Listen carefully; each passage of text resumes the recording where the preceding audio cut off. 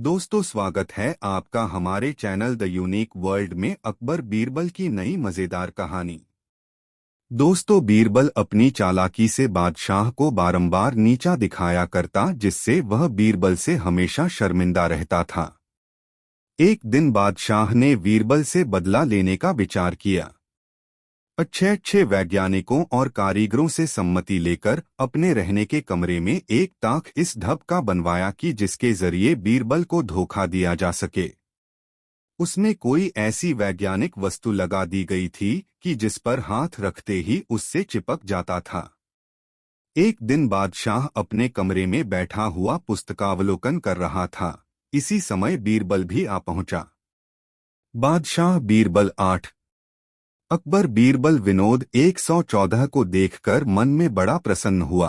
प्रगट में बोला, बीरबल, जरा उस ताक पर का सेव तो लेते आना, उसके लिए मैं बड़ी देर से इंतजार कर रहा हूँ। सेव पहले से इसी अभिप्राय से रखा गया था, जिससे बीरबल का हाथ आसानी से उस वैज्ञानिक ताक में फंसाया जा सके। संदेह हो जाने पर बीरबल हाथ में आने वाला असामी नहीं था। आज्ञा पालन कर बीरबल सेव लेने के अभिप्राय से ताक पर अपना हाथ बढ़ाया। सेव पर पहुंचने से पहले ही उसका दाहिना हाथ उस ताक से चिपक गया।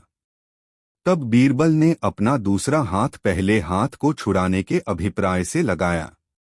वह भी उसी में फंस गया। बीरबल बहुत घबराया और मारे लज्जा के उसका सिर नीचा हो गया।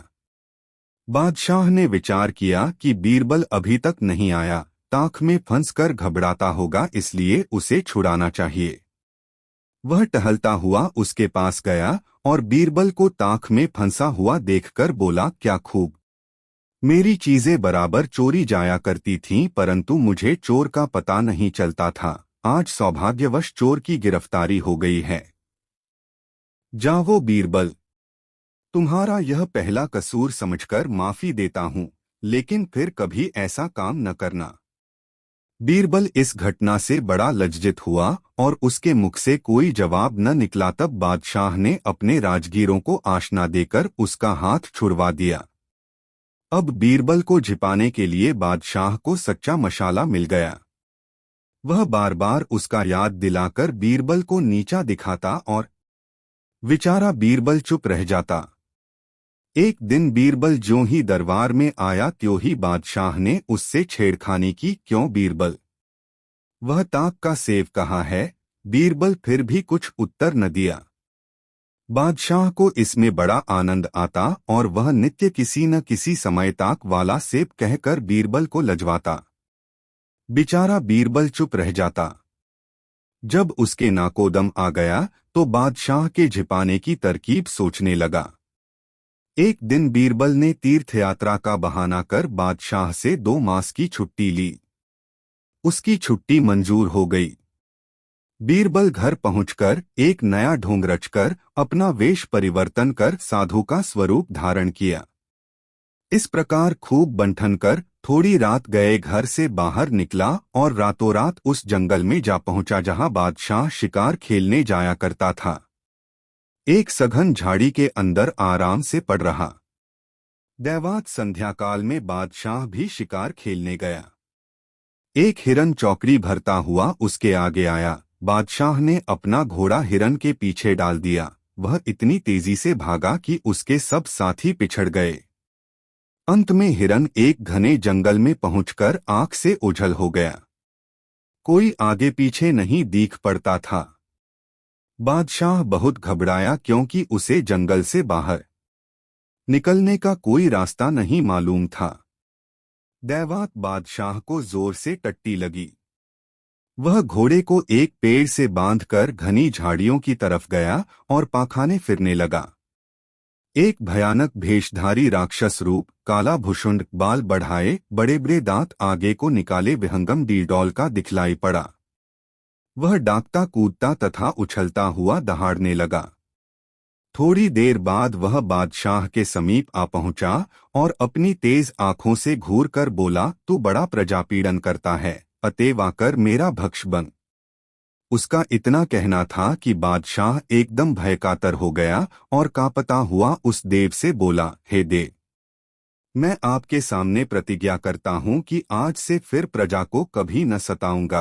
आप कृपा कर मुझे जीता जागता छोड़ दीजिए। तब उस देव से अधिक कुछ करते न बना और बादशाह से कहा, अब तेरे प्राण बचने का एकमात्र यही साधन है कि तू मेरे जूतों को अपने सिर पर रखकर एक फरलांग मेरे साथ चले। अन्य कोई उपाय मेरे पास नहीं है। यदि जान बचाना चाहता है ता आ गया, मरता क्या न करता। बेचारा बादशाह उसकी लाल पीली आंखें देखकर थरथर काँप रहा था।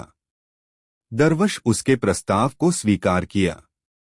बादशाह को जूता ढोने पर उद्यत देख विशालकाय दैत्य को दया आ गई और उसे बिना किसी प्रकार का दंड दिए ही छोड़ दिया। बादशाह नगर को चला गया। बीरबल की छुट्टी पूरी हो चुकी थी, अतएव अपनी ड्यूटी पर हाजिर होने का निश्चय कर वह अपने घर आया। जब बादशाह को विदित हुआ कि बीरबल तीर्थाटन कर लौट आया है, तो एक दूत उसे बुलाने को भेजा। बीरबल बादशाह के बुलावे पर तुरंत दरबार में हाजिर हुआ और अदब से सलाम कर अपनी जगह पर जा बैठा। बादशाह को अब भी पहली बात की ढक सवार थी। वह बोला, बीरबल ताक पर का सेव। बीरबल ने उत्तर दिया, जी हुजूर पाखाने वाला देव। बीरबल के इस उत्तर से बादशाह की आंखें खुल गई और वह अपने किए पर शर्मिंदा हुआ। उसी दिन से सवाल का जवाब पाकर फिर उसने बीरबल से सेव की बात कभी न छेड़ी। कालांतर में उसे विदित हो गया कि जंगल वाला देव और कोई न था बल्कि वह बीरबल की ही करतूत थी। अतएव देव का भ्रम जो उसके हृदय में समा गया था वह क्रमशः जाता रहा और दिन सानंद बीतने लगे। दोस्तों, कहानी कैसी लगी कमेंट में जरूर बताएं। दोस्तों, दिल्ली शहर में कपूर चंद जौहरी के दो पुत्र थे। बड़े का नाम रूपचंद और छोटे का फूलचंद जौहरी था। मरते समय कपूरचंद काफी धन अपने दोनों लड़कों के लिए छोड़ गया था। बाप के क्रियाकर्म के पश्चात जो कुछ धन बच रहा उससे दोनों भाइयों ने कई वर्षों तक गुलछर्रे उड़ाए। आखिरकार उनकी नासमझी से सारा धन खर्च हो गया। तब इनको धनोपार्जन की चिंता हुई। जब दिल्ली में रहकर धनोपार्जन की इन्हें कोई तरकीब न सूझी तो परदेश जाने का ठहराया और गृहस्थी के निर्वाहार्थ 2-3 वर्षों के लिए सब सामग्री एकत्रित कर बाहर के लिए रवाना हुए। जब कुछ दूर निकल गए तो इन लोगों ने देहातों से सामान खरीदना और अगले देहातों में बेचना प्रारंभ किया। इस तरह खरीद फरोख्त करते हुए बहुत दूर निकल गए। रास्ते में एक जंगल मिला। उस जंगल के मध्य में एक तालाब था। इनको प्यास सता रही थी, अतएव उस तालाब पर बैठकर निर्मल जल पान किया। फिर स्नान करने की इच्छा हुई। तालाब में स्नान करने के निमित्त 2-3 सीढ़ी नीचे उतरते ही फूलचंद के पैर के नीचे कोई ठोस चीज पड़ी। उसने डुबकी मारकर उसे बाहर निकाला तो वह एक छोटी सी संदूक थी। संदूक में एक छोटा सा ताला बंद था। फूलचंद ने ताले को पत्थर से मार मार कर तोड़ दिया। उसमें 2 वेशकीमत लाल बंद थे। वह उनको देखकर बड़ा प्रसन्न हुआ और अपने ज्येष्ठ भ्राता रूपचंद को दिखलाने के लिए बुलाया। रूपचंद उसकी आवाज सुनकर नजदीक गया तो देखा कि फूलचंद के हाथ में 2 लाल हैं। वह उन लालों को अपने भाई रूपचंद का दिखलाकर बोला, भाई, यह एक लाल आप अपने पास रखें और एक मैं लूंगा। रूपचंद ने कहा, भाई, इस दौलत को लेकर आप घर लौट चले, मैं भी यह सब तिजारती माल बेचता हुआ थोड़े दिनों में लौट आता हूँ। फूलचंद भाई की आज्ञा सिरोधार्य कर घर लौटने की तैयारी करने लगा। वह लाल दिखलाते हुए रूपचंद से बोला, भैया, मैं घर तो लौट जाऊंगा, परंतु आप अपने हिस्से का लाल ले लेवें। रूपचंद ने भाई को आगा पीछा समझाकर उत्तर दिया, भाई, आप जानते ही हो कि परदेश में अपने पास दौलत रखना कितना खतरनाक होता है। अतएव यदि आप मुझे लाख देने की इच्छा रखते हैं तो घर पहुंचकर मेरे हिस्से का लाल अपनी भाभी को देकर उसे छिपाकर रखने के लिए भली भांति समझा देना। मैं लौटकर उससे अपना डाल ले लूंगा। फूलचंद अपने बड़े भाई का आज्ञापालक था। उन लालों को सावधानी से कमर में छिपाकर घर का रास्ता लिया। घर पहुंचकर माया की चक्कर में पड़ गया और रूपचंद के भाग का लाल अपनी भाभी को नहीं दिया, बल्कि उन दोनों लालों को अपने ही पास छिपाकर रख लिया। पैसे के जोर से नगर में एक दुकान खोलकर जौहरी बन बैठा। जब रूपचंद 2-3 वर्षों के पश्चात चक्कर लगाता हुआ घर पहुंचा और अपनी स्त्री से लाल मांगा तो वह बोली, कैसा लाल और किसने कब मुझे दिया था जो मैं सहेज कर रखती। स्त्री से ऐसा निराश उत्तर सुनकर रूपचंद ने फूलचंद से पूछा, क्यों भाई मेरा लाल कहाँ है? फूलचंद ने उत्तर दिया, भैया वह लाल तो मैं आते ही भाभी को सौंप दिया था, बल्कि उसे भली भांति समझा भी दिया था कि देखो भैया के आने पर इसे उन्हें सौंप देना।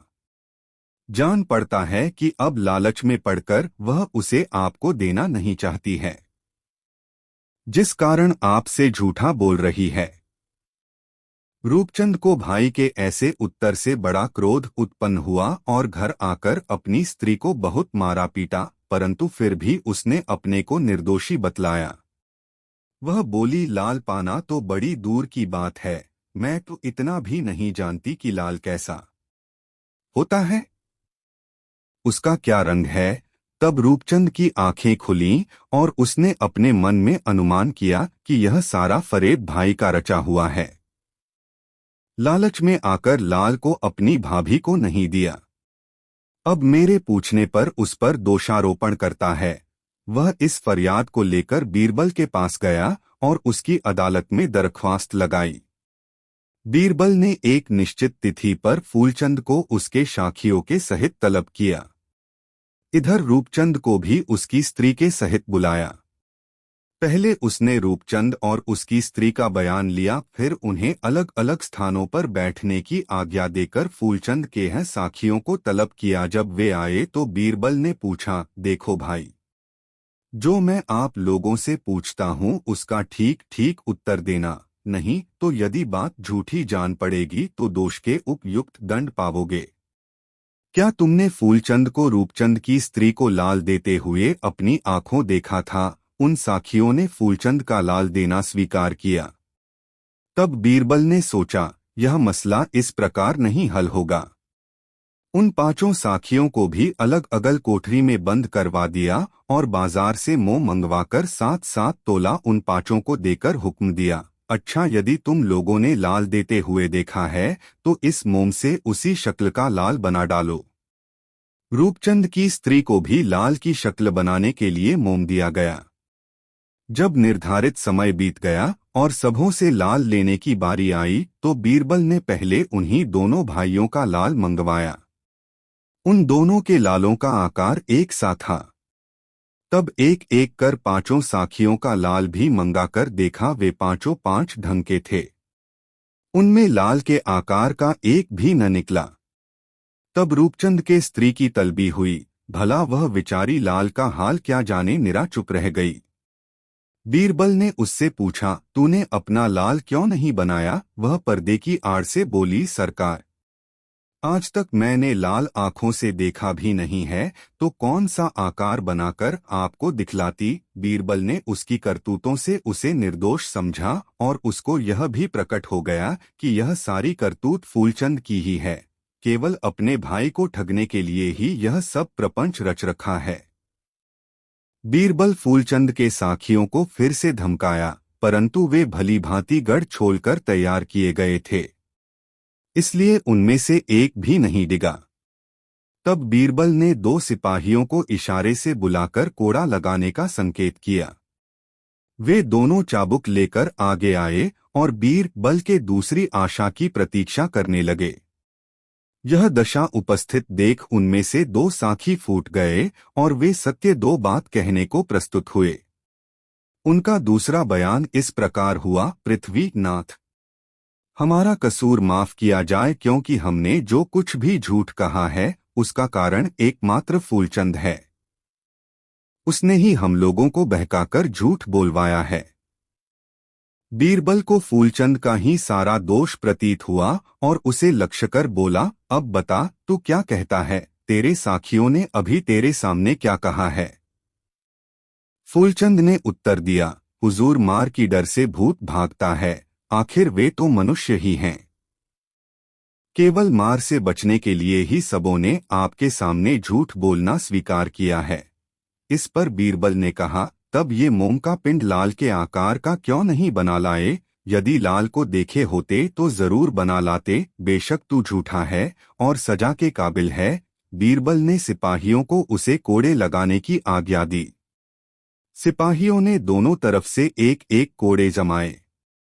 रूपचंद भी ठिकाने आ गया और अपना कसूर गर्दान कर अर्ज किया, हुजूर वे लाल मेरे ही पास हैं, मैं उन्हें अभी ला देता हूँ। लालों को मंगाकर बीरबल ने एक लाल रूपचंद को दिया और दूसरा फूलचंद के हिस्से का राजकोष में जमा करा दिया। फूलचंद और उसके साथियों को झूठा बोलने के कारण उचित दंड दिया गया। दोस्तों वीडियो कैसा लगा कमेंट में जरूर बताएं। 3 दोस्तों, दिल्ली नगर एक बड़ा शहर है, उसमें सभी श्रेणी के मनुष्य निवास करते हैं। इसी शहर में एक अति दोन मनुष्य भी रहता था। यह बड़ा कंजूस था। कंजूसी के कारण धीरे दो इसके पास बहुतेरी मुहरें इकट्ठी हो गई। जब उसे मुहरों को घर में रखने से चोरी हो जाने की आशंका हुई तो उनको एक छोटे से बक्स में बंद कर एक विस्तृत मैदान में आशापल्लव के नीचे गड्ढा खोदकर गाड़ आया ताकि उसे कोई चुरा न सके।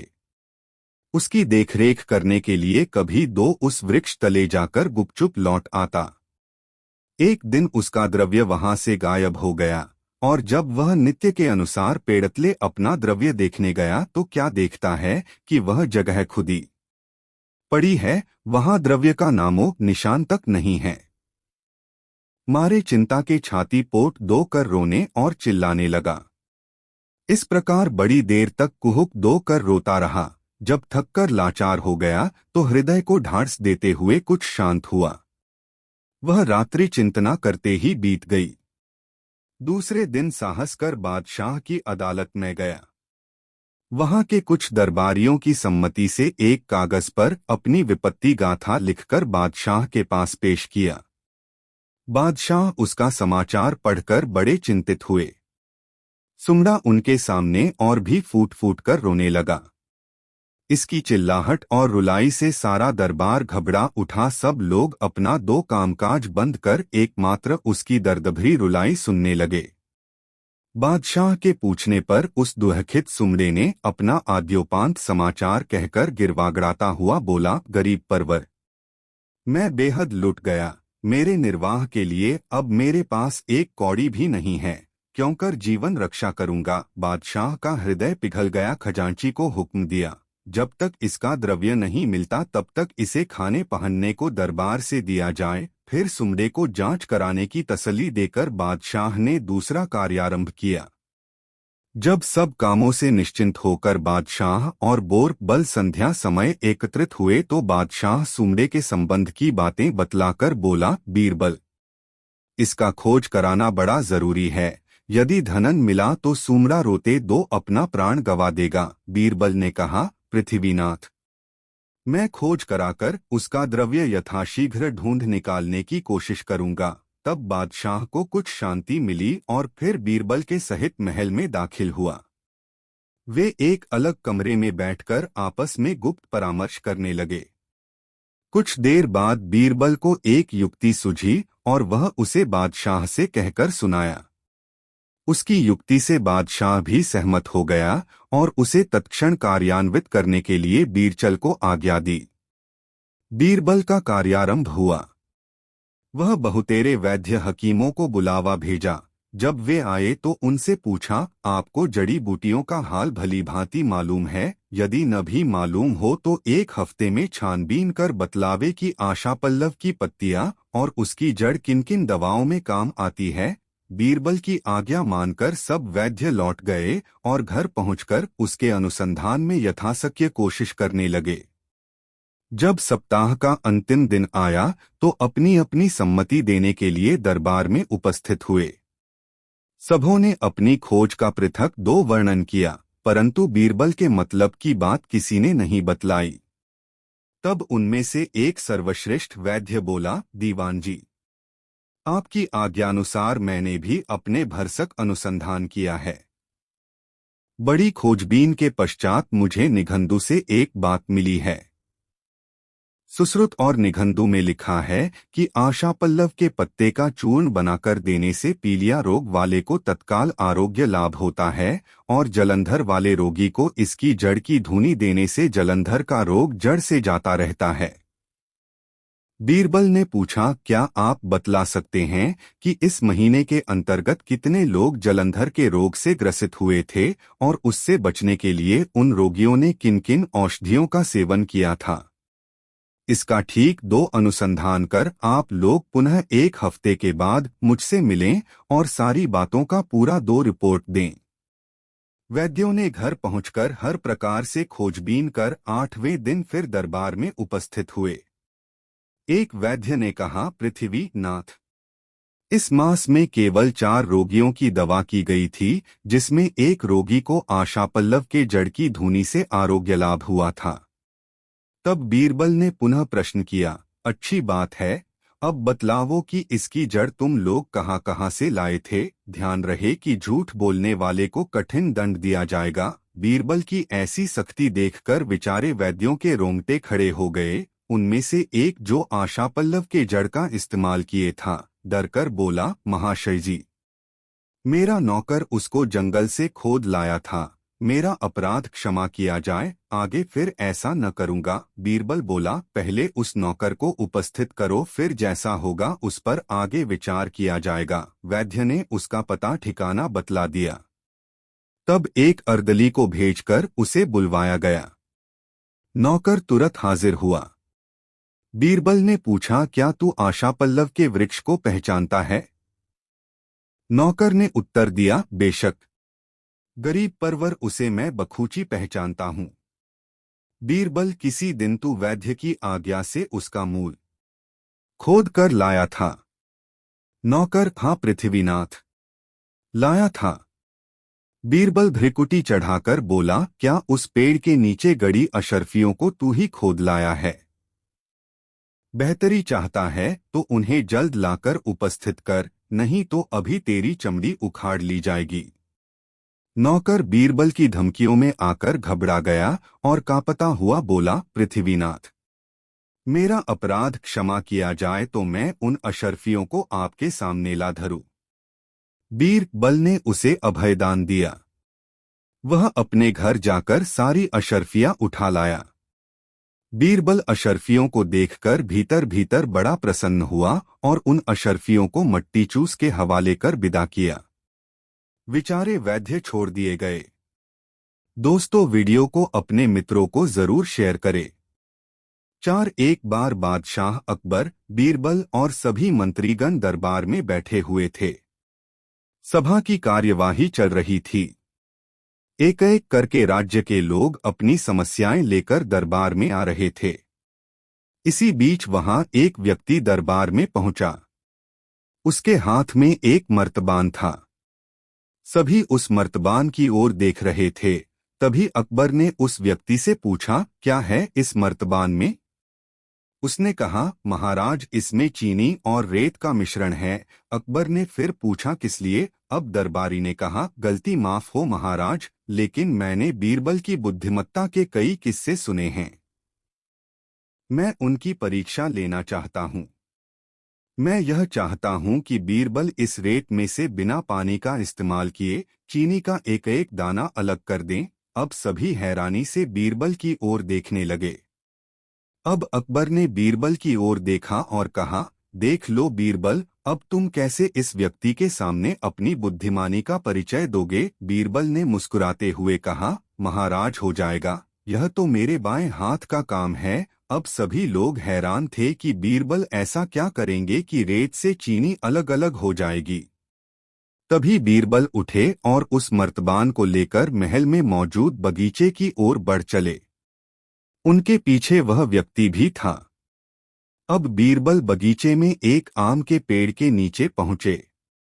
अब वह मर्तबान में मौजूद रेत और चीनी के मिश्रण को एक आम के पेड़ के चारों तरफ फैलाने लगे। तभी उस व्यक्ति ने पूछा, अरे यह क्या कर रहे हो? इस पर बीरबल ने कहा, ये आपको कल पता चलेगा। इसके बाद दोनों महल में वापस आ गए। अब सभी को कल सुबह का इंतजार था। अगली सुबह जब दरबार लगा तो अकबर और सारे मंत्री एक साथ बगीचे में पहुंचे। साथ में बीरबल और रेत व चीनी का मिश्रण लाने वाला व्यक्ति भी था। सभी आम के पेड़ के पास पहुंच गए। सभी ने देखा कि अब वहां सिर्फ रेत पड़ी हुई है। दरअसल रेत में मौजूद चीनी को चींटियों ने निकालकर अपने बिल में इकट्ठा कर लिया था और बची खुची चीनी को कुछ चींटियां उठाकर अपने बिल में ले जा रही थीं। इस पर उस व्यक्ति ने पूछा, चीनी कहाँ गई? तो बीरबल ने कहा, रेत से चीनी अलग हो गई है। सभी जोर जोर से हंसने लगे। बीरबल की यह चतुराई देख अकबर ने उस व्यक्ति से कहा, अगर अब तुम्हें चीनी चाहिए तो तुम्हें चींटियों के बिल में घुसना पड़ेगा। इस पर सभी ने फिर से ठहाका लगाया और बीरबल की तारीफ करने लगे। सीख, किसी को नीचा दिखाने का प्रयास आपके लिए हानिकारक हो सकता है। दोस्तों, वीडियो को एक लाइक जरूर कर दे। 5 दोस्तों, एक दिन बीरबल दरबार में देर से पहुंचा। जब बादशाह ने देरी का कारण पूछा तो वह बोला, मैं क्या करता हुजूर, मेरे बच्चे आज जोर जोर से रोकर कहने लगे कि दरबार में न जाऊं। किसी तरह उन्हें बहुत मुश्किल से समझा पाया कि मेरा दरबार में हाजिर होना कितना जरूरी है। इसी में मुझे काफी समय लग गया और इसलिए मुझे आने में देर हो गई। बादशाह को लगा कि बीरबल बहानेबाजी कर रहा है। बीरबल के इस उत्तर से बादशाह को तसल्ली नहीं हुई। वे बोले, मैं तुमसे सहमत नहीं हूं। किसी भी बच्चे को समझाना इतना मुश्किल नहीं जितना तुमने बताया। इसमें इतनी देर तो लग ही नहीं सकती।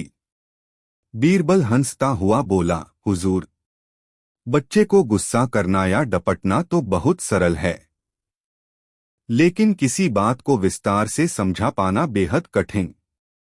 अकबर बोले, मूर्खों जैसी बात मत करो। मेरे पास कोई भी बच्चा लेकर आओ, मैं तुम्हें दिखाता हूं कि कितना आसान है यह काम। ठीक है जहां पनाह, बीरबल बोला, मैं खुद ही बच्चा बन जाता हूं और वैसा ही व्यवहार करता हूं। तब आप एक पिता की भांति मुझे संतुष्ट करके दिखाएं। फिर बीरबल ने छोटे बच्चे की तरह बर्ताव करना शुरू कर दिया। उसने तरह तरह के मुंह बनाकर अकबर को चिढ़ाया और किसी छोटे बच्चे की तरह दरबार में यहाँ वहां उछलने कूदने लगा। उसने अपनी पगड़ी जमीन पर फेंक दी। फिर वह जाकर अकबर की गोद में बैठ गया और लगा उनकी मूंछों से छेड़छाड़ करने। बादशाह कहते ही रह गए, नहीं नहीं मेरे बच्चे, ऐसा मत करो, तुम तो अच्छे बच्चे हो न। सुनकर बीरबल ने जोर जोर से चिल्लाना शुरू कर दिया। तब अकबर ने कुछ मिठाइयां लाने का आदेश दिया, लेकिन बीरबल जोर जोर से चिल्लाता ही रहा। अब बादशाह परेशान हो गए, लेकिन उन्होंने धैर्य बनाए रखा। वह बोले, बेटा, खिलौनों से खेलोगे? देखो कितने सुंदर खिलौने हैं। बीरबल रोता हुआ बोला, नहीं, मैं तो गन्ना खाऊंगा। अकबर मुस्कराए और गन्ना लाने का आदेश दिया। थोड़ी ही देर में एक सैनिक कुछ गन्ने लेकर आ गया, लेकिन बीरबल का रोना नहीं थमा। वह बोला, मुझे बड़ा गन्ना नहीं चाहिए, छोटे छोटे टुकड़े में कटा गन्ना दो। अकबर ने एक सैनिक को बुलाकर कहा कि वह एक गन्ने के छोटे छोटे टुकड़े कर दे। यह देखकर बीरबल और जोर से रोता हुआ बोला, नहीं, सैनिक गन्ना नहीं काटेगा, आप खुद काटें इसे। अब बादशाह का मिजाज बिगड़ गया, लेकिन उनके पास गन्ना काटने के अलावा और कोई चारा न था। और करते भी क्या, खुद अपने ही बिछाए जाल में फंस गए थे वह। गन्ने के टुकड़े करने के बाद उन्हें बीरबल के सामने रखते हुए बोले, अकबर, लो इसे खा लो बेटा। अब बीरबल ने बच्चे की भांति मचलते हुए कहा, नहीं, मैं तो पूरा गन्ना ही खाऊंगा। बादशाह ने एक साबुत गन्ना उठाया और बीरबल को देते हुए बोले, लो पूरा गन्ना और रोना बंद करो। लेकिन बीरबल रोता हुआ ही बोला, नहीं, मुझे तो इन छोटे टुकड़ों से ही साबुत गन्ना बनाकर दो। कैसी अजब बात करते हो तुम। यह भला कैसे संभव है? बादशाह के स्वर में क्रोध भरा था। लेकिन बीरबल रोता ही रहा। बादशाह का धैर्य चुक गया। बोले, यदि तुमने रोना बंद नहीं किया तो मार पड़ेगी तब।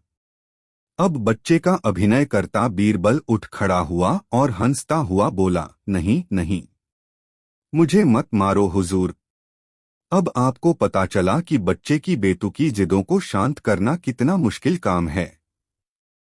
बीरबल की बात से सहमत थे अकबर। बोले, हाँ ठीक कहते हो। रोते चिल्लाते जिद पर अड़े बच्चे को समझाना बच्चों का खेल नहीं। दोस्तों, कहानी आपको कैसी लग रही है कमेंट में जरूर बताएं और वीडियो एक लाइक जरूर कर दे। दोस्तों, आज बादशाह अपनी वर्षगांठ मना रहा था। दूर दूर के लोग इस उत्सव में अपना दो तोहफा लेकर आए हुए थे। एल चियो की तो मानो भरमार हो रही थी। जो आता अपनी नजर गुजारकर किसी रिक्त स्थान पर बैठ जाता। दरबारी लोग अपने दो आसनों पर मूर्तिमान बैठे हुए थे। शामियाने के अंदर वेश्याओं का गान और वाद्य भी साथ ही साथ होता जा रहा था। बादशाह अपने दरबार की सजावट देखकर बड़ा प्रसन्न हुआ, क्योंकि उसे अपने दरबारियों की बुद्धि और कला विशेषता पर बड़ा गर्व था। उसका ख्याल था कि उसके मंत्री के समान बुद्धिमान कहीं दुनिया के पढ़े में दूसरा मंत्री नहीं है। बादशाह के दरबार में फकीर और मौलवियों का जमघट लगा हुआ था, क्योंकि आज उसने हजारों फकीर जिमाए थे और बहुतेरों को मुंह मांगा दान दिया था। इसी समय बादशाह का सबसे बड़ा पीर आया। बादशाह ने भी पीर साहब की बड़ी आप भगत की और उन्हें सर्वोत्तम पदार्थ भेंट में दिया। हर तरफ प्रसन्नता का साम्राज्य था। जिधर देखो उधर लोग बादशाह को दुआ देते सुनाई पड़ते थे। इस नज़ारे को देखकर बीरबल हंस पड़ा। उसकी हंसी से बादशाह को नाराजगी तो नहीं हुई, परंतु वह कुछ क्षुब्ध सा अवश्य हो गया। जब सब लोग चले गए तो बादशाह ने बीरबल से पूछा, क्यों बीरबल, बतला सकते हो कि पीर बड़ा होता है व यकीन? बीरबल ने उत्तर दिया, पृथ्वीनाथ, यकीन बड़ा होता है। बादशाह ने बीरबल की बात काट दी और बोला, भला कभी पीर से बढ़कर यकीन भी हो सकता है? बिना पीर के हुए विश्वास कैसे होगा? बीरबल ने कहा, नहीं शाहनशाह, यकीन ही पीर से बड़ा है। बादशाह उसके इस उत्तर से कुछ झल्लाकर कहा, बीरबल, यह तू क्या कहता है? कहीं पीर की मानता करने से वह नाखुश होता है? बीरबल बोला, पीर पर विश्वास करने से फल मिलता है। हम हिंदू मूर्ति का पूजन करते हैं, परंतु वह मूर्ति हमें फल नहीं देती, बल्कि उस पर विश्वास करने से हमें देवताओं द्वारा फल मिलता है। नादशाह को बीरबल के ऐसे उत्तर से संतोष नहीं हुआ। तद्दन क्रोधित होकर बीरबल से कहा, तुमको प्रमाणों द्वारा सिद्ध कर दिखाना होगा कि पीर से आस्था बड़ी है।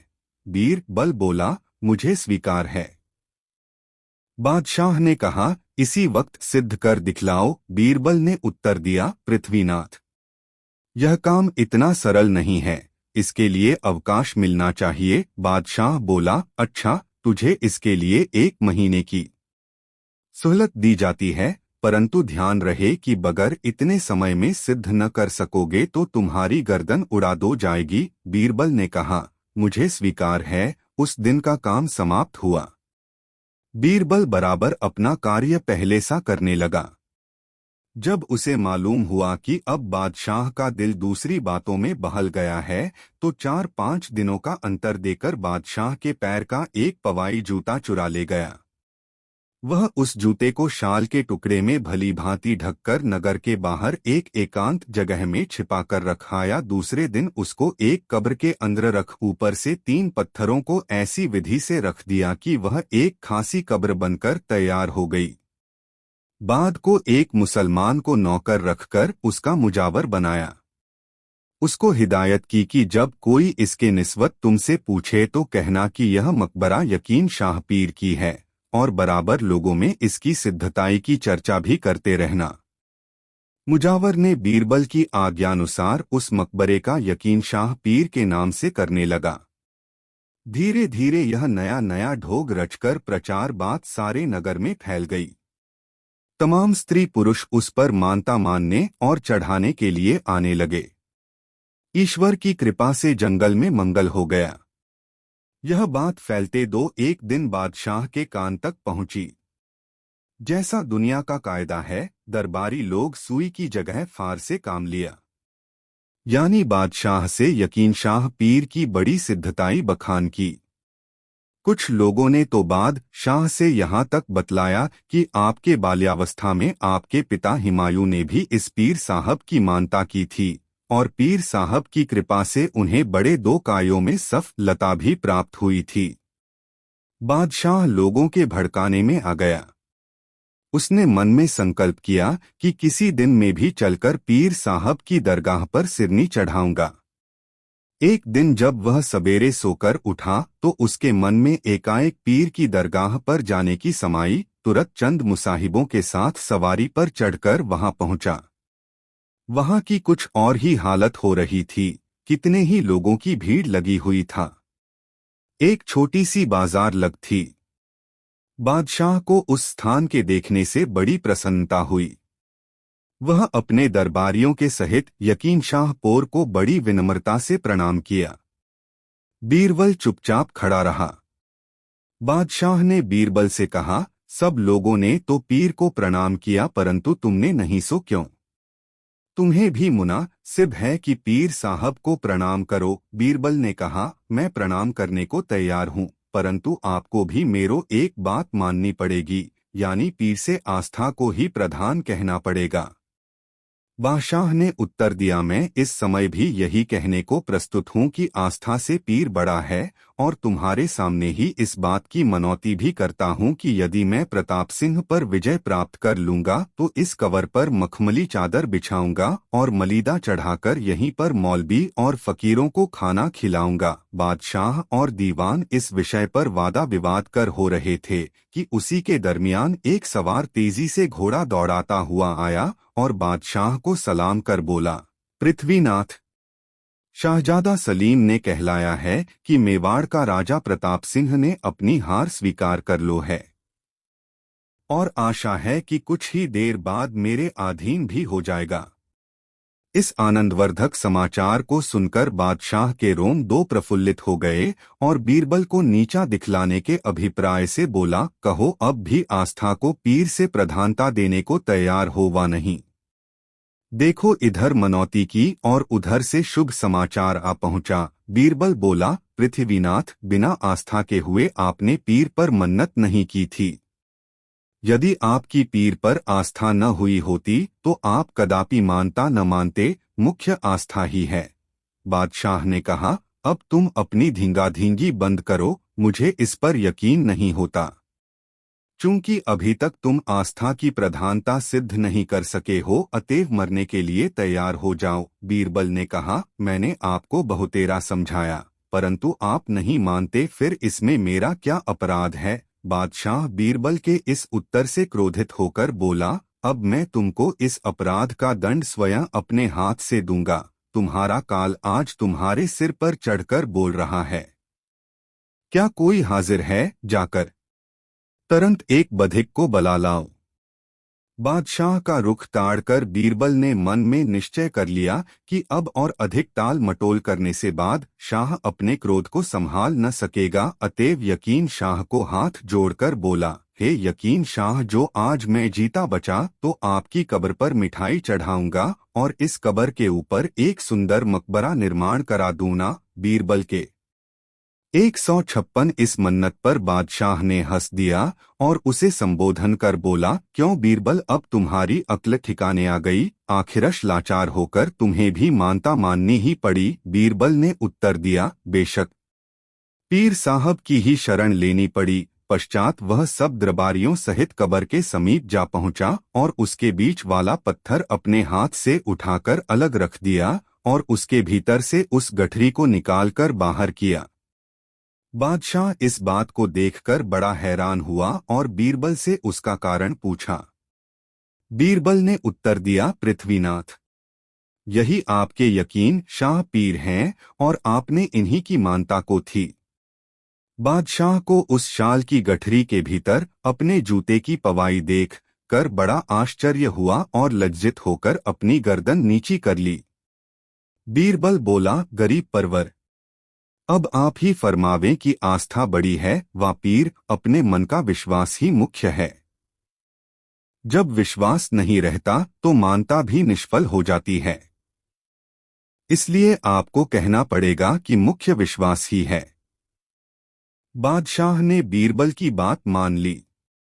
यकीन शाह की बड़ी शोहरत हो गई थी, जिस कारण वहां पर काफी धन संचित हो गया था।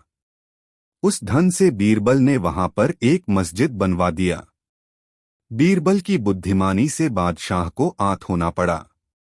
दोस्तों, अकबर बीरबल की यह कहानी आपको कैसी लगी कमेंट में ज़रूर बताएं। ऐसी और नई मज़ेदार कहानी सुनने के लिए हमारे चैनल द यूनिक वर्ल्ड को सब्सक्राइब ज़रूर कर ले। यह वीडियो अपने मित्रों को ज़रूर शेयर करें। वीडियो देखने के लिए धन्यवाद।